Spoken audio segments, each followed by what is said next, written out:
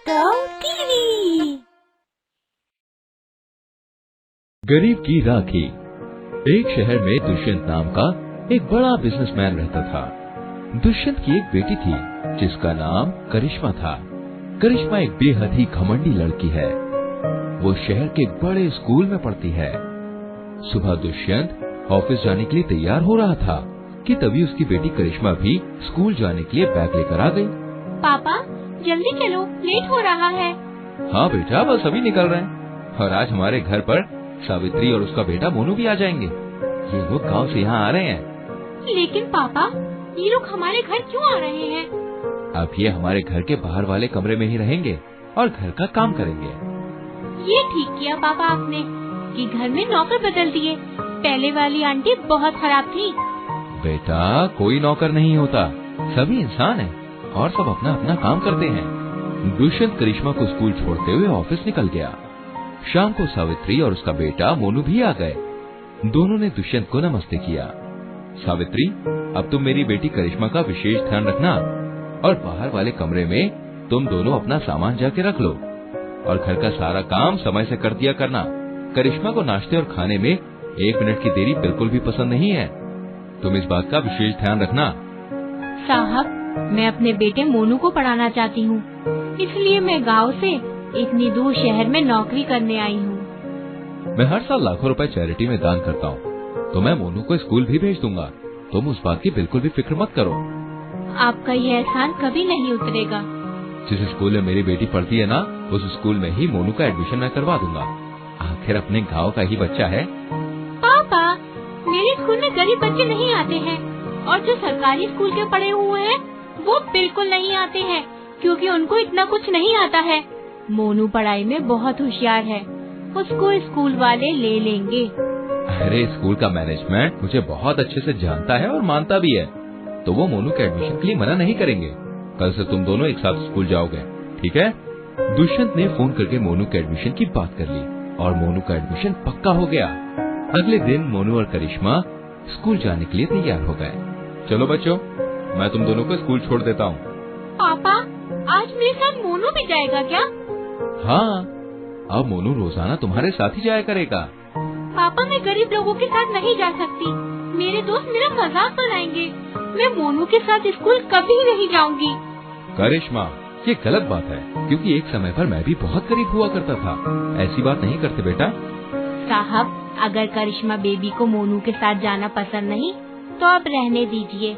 मोनू पैदल चला जाएगा, स्कूल पास ही तो है। इसके बाद करिश्मा गाड़ी से स्कूल चली गई और मोनू भी पैदल पैदल चला गया। स्कूल में लंच के समय करिश्मा अपने दोस्तों के साथ बैठी हुई थी। तभी वहाँ पर मोनू भी आ गया। दीदी, मैं भी आपके साथ बैठ जाऊं? चल भिखारी, तेरी औकात भी है इतनी कि तू अमीर लोगों के साथ बैठ सके? सॉरी दीदी। क्या हुआ करिश्मा? कौन है ये? लगता है स्कूल में नया आया है। ये मेरी नौकरानी का बेटा है। ये लोग हमारे घर पर परमानेंट ही रहते हैं। लेकिन इतने गरीब लोग इस बड़े स्कूल में एडमिशन कैसे करा सकते हैं? तुम सब तो जानते हो कि मेरे पापा कितने बड़े बिजनेसमैन हैं और वो हर साल कितना दान करते हैं, तो इस गरीब का भी एडमिशन करा दिया। अरे तो तुम इसको दूर क्यों भगा रही हो? इसको स्कूल में भी नौकर बनाओ और बेइज्जती करो, खूब मजा आएगा। आएगी तो सही है, रुको ऐसे बुलाती हूँ। इसके बाद करिश्मा मोनू को आवाज लगाती है। ए मोनू, यहाँ पर आ। हाँ दीदी, आया। मोनू दौड़ते हुए करिश्मा के पास। जी दीदी, कोई काम था क्या? हाँ, वहाँ सामने वाटर कूलर से मेरी बोतल में पानी भर कर लेकर आ। जी दीदी, अभी लाया। मोनू दौड़ कर गया और पानी भरकर लेके आया। ओहो, ये तो बिल्कुल गंदा पानी है। जा मोनू, दोबारा जा और पानी लेकर आ। मोनू बार बार पानी लाता रहा और करिश्मा पानी फेंकती रही। करिश्मा और उसके दोस्तों को ऐसा करके बहुत मजा आया। बेचारे मोनू की आंखों में आंसू आ गए और वो घर आ गया। कुछ दिन ऐसे ही बीत गए और करिश्मा का जन्मदिन भी आ गया। Happy birthday Karishma. Thank you. मैं आज तुम सबको क्लास के खाली पीरियड में ट्रीट दूंगी। करिश्मा का रक्षाबंधन है और आज स्कूल में इसे सेलिब्रेट भी किया जा रहा है। हाँ। मोनू भी ये बात वहीं खड़ा होकर सुन रहा था। करिश्मा, कल रक्षाबंधन है और आज स्कूल में इसे सेलिब्रेट किया जा रहा है। हाँ, फिर तो और मजा आएगा। तू किसको राखी बांधेगी? मोनू को? तुम लोग पागल हो क्या? उस गरीब को मैं राखी बांधूंगी क्या? मोनू भी ये बात वहीं खड़ा होकर सुन रहा था। राखी का त्योहार शुरू हो गया। मैडम ने सभी लड़कियों को राखी दी। करिश्मा ने अपने दोस्तों को राखी बांध दी, लेकिन मोनू को राखी नहीं बांधी और राखी को अपने बैग में रख लिया। मोनू को किसी ने भी राखी नहीं बांधी।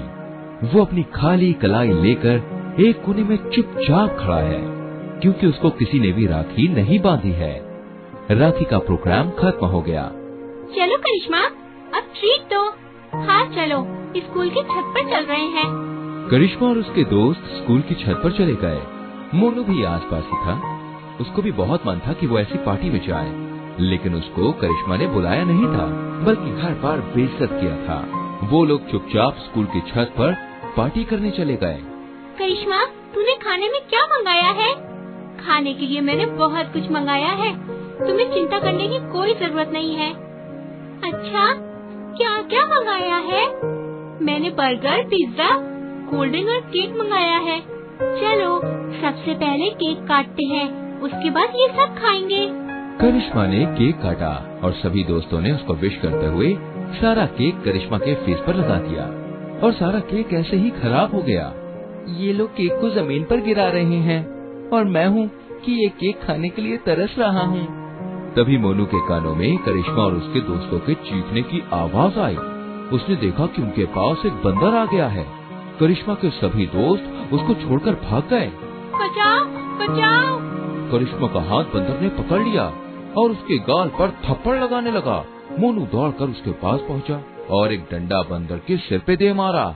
तब तक स्कूल का सारा स्टाफ भी वहाँ आ गया। मोनू ने करिश्मा की जान बचाई। करिश्मा बेटा, तुम ठीक तो हो ना? हाँ मैम, मैं आज सिर्फ मोनू की वजह से ही ठीक हूँ, वरना मेरे अमीर दोस्त तो मुझे छोड़कर भाग गए थे। मैंने मोनू की हमेशा बेइज्जती की, लेकिन इसने ही आज मुझे बचाया। मोनू, मुझे माफ कर दो।